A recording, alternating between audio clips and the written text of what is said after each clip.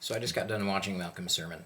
And the part that kind of rung a bell or rung true with me was where Jesus is talking in John 13, and he says, "You call me, Lord and Master," or some versions are Lord and Teacher, but that Lord is really the Master, kind of that word.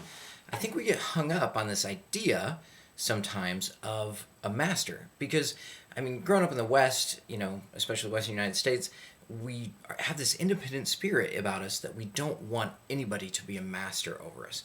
And so it kind of grates against us like, wait, you're going to be my master? But there's another way to think about it.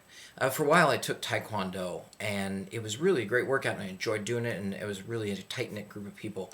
The person that was leading it was a third-degree or she still is a third-degree black belt, and it was amazing to see her actually do these moves and do these things that I was looking at. And so it was cool because each week I would get to kind of look at this person that knew exactly what to do, watch her, and then try and imitate her. I mean, she was a master of that. And so here Jesus is saying, you call me Lord, you call me Master.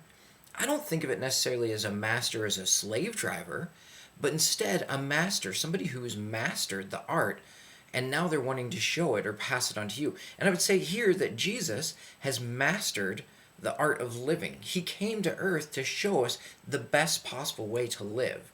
And so when we read this word, yes, you call me teacher and master, we can say, okay, Jesus has mastered the best way to live. So how can I go about imitating him? And that's what he did, is he said, in this example of John 13 that Malcam preached on, is he said, I've done this for you. Now you go do it for others. So here's an example of humility and how to live your life to have the best possible life for you and for the church.